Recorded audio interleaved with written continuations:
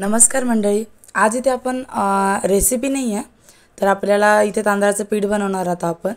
ते खूप खूप म्हणजे खूप कारणांसाठी किंवा खूप रेसिपींसाठी कामाला येतं. जसे की आपण उकडीचे मोदक बनवतो किंवा अजून काही तांदळाची भाकरी, चकली, त्याच्यासाठी हे तांदळाचं पीठ मी करून ठेवणार आहे. तर इथे मी जवळपास 1 किलो तांदूळ घेतले, राशनचेच तांदूळ घेतलेले आहेत. तुम्ही जर तुम्हाला दुसरी कोणती वापरायची असेल तर वापरू शकता, जसे की कोलम, काली मिर्च. मी ते राशनचे 1 किलो तांदूळ घेतले. आता याला 2 पाण्याने स्वच्छ धुवून घ्यायचं आहे. याचं मी 2दा करून पाणी बदलून स्वच्छ धुवून घेणार आहे. हे जे पीठ आहे, तुम्ही हे फ्रीजमध्ये स्टोअर करून 5-6 महिन्यांसाठी नक्कीच वापरू शकता. काहीच होत नाही त्याला. तर आता इथे स्वच्छ एका पाण्याने धुवून घेतलं आहे. हे पाणी आता काढून घेऊयात. हे पाणी काढून घेतल्यानंतर पुन्हा एकदा स्वच्छ धुवून घ्यायचं आहे याला. असं करत करत मी 2 पाण्याने इथे स्वच्छ असे तांदूळ धुवून घेतले. आणि जर मी आता इथे हे जे पीठ आहे ते गिरणीवरून दळून आणणार आहे. जर जवळ गिरणी वगैरे नसेल तर तुम्ही मिक्सरमध्येही बारीक करू शकता. पण मिक्सरमध्ये बारीक करायचं म्हटलं की त्याला चाळत बसा, त्याच्यावरची चुरी काढा, पुन्हा एकदा त्याला बारीक करा. खूप सारे डबल कामं होऊन जातात ते. तर 1 किलोचे 4 रुपये घेतात बाहेर दळायचे, तर मला ते सोपं वाटलं म्हणून मी हे पीठ बाहेरूनच दळून आणलं.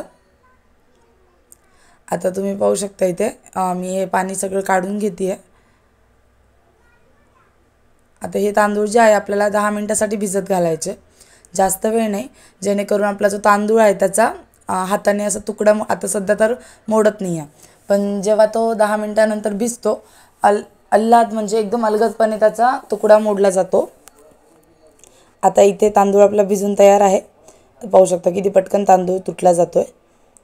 आता हे असं झालं की आता याचं पाणी काढून घ्यायचं, चाळणीमध्ये 5-10 मिनटं नितरून घ्यायचं. आता इथे मी स्वच्छ कापड घेतलं, स्वच्छ धुतलेलं होतं, ते पसरून घेतलं आणि मस्त उन्हाला हे 10च मिनटं वाळवायचे आहेत. जास्त म्हणजे जास्त कोरडेही करून घ्यायची नाही, जास्त वाळवून घ्यायची नाही. खडंग थोडेसे ओलसरपणाही राहिला पाहिजे त्याला, जेणेकरून ते पीठ जे आहे ते छान असं बारीक येतं.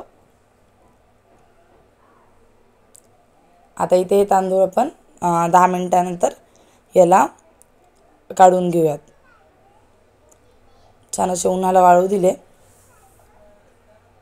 आता हे जे आहे हे तांदूळ वाळलेले आहे, पाहू शकता तुम्ही. आता हे आपण गोळा करून घेऊया आणि डब्यामध्ये दळायसाठी तयार करून घेऊयात. आता हे सगळे तांदूळ गोळा करून घ्यायचे.